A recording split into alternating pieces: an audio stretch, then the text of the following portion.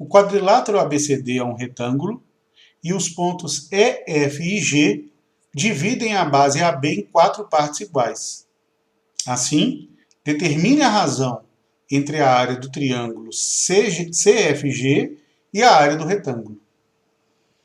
Bom, aqui, talvez o ponto fundamental do problema seja perceber que os 4 triângulos formados AEC, EFC, FGC, que é o triângulo, inclusive, que eu quero, e o triângulo GBC, esses 4 triângulos têm exatamente a mesma área. Por quê? Porque observe primeiro que os pontos EFG, conforme o enunciado, dividiram a base AB em 4 partes iguais. Então, AE é igual a EF, que é igual a FG, que é igual a GB. Bom, então se nós tomarmos esses 4 segmentos como sendo cada um deles a base desses triângulos que eu citei, os triângulos AEC, EFC, FGC e GBC, se cada um deles tem essas bases com esses segmentos AE, EF, FG e GB, então nós temos 4 triângulos com a mesma base, bases de mesma medida.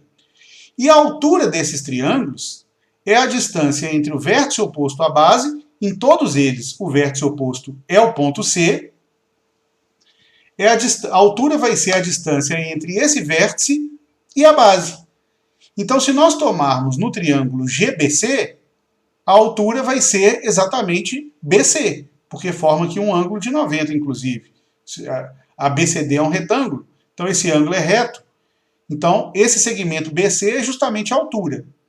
Se nós tomarmos no triângulo FGC, a altura em relação a FG é o mesmo CB, porque lembrando que a altura vai formar 90 graus com a base, se for possível que o ângulo de 90 ficar por dentro aqui do triângulo, o que não é o caso. A altura não tem como ser interior a esse triângulo.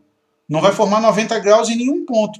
Então nós temos que formar um ângulo de 90 com o prolongamento da base, que vai ser exatamente formando 90 graus no ponto B.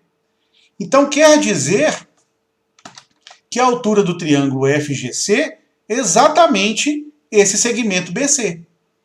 Da mesma forma, o mesmo raciocínio se aplica aos triângulos EFC, a altura também vai ser CB, e ao triângulo AEC. A altura desse triângulo em relação à base AE também vai ser CB.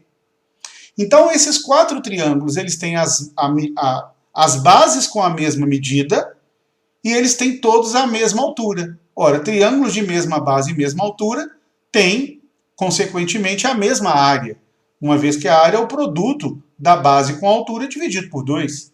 Então, se nós designarmos a área do triângulo que eu estou querendo aqui em relação à área do retângulo, a área do triângulo FGC, se eu chamar essa área de S, todos esses 4 triângulos têm a mesma área S. E observe que essas 4 áreas somadas aqui juntas representam metade da área do retângulo. Então, porque aqui tem uma diagonal do retângulo, a diagonal do retângulo, que no caso é a diagonal AC, divide o retângulo em 2 triângulos de mesma área. Então, se essas 4 áreas juntas somam 4S, então a outra, que é metade, então a outra metade, que é o triângulo ACD, tem uma área também igual a 4S. E a área do retângulo, vou colocar aqui a área do retângulo ABCD, a área de ABCD vale 8S. Já a área do triângulo CFG vale S.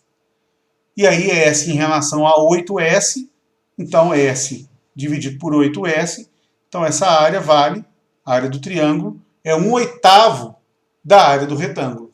Então essa é a resposta. A razão entre a área do triângulo e do retângulo é 1/8.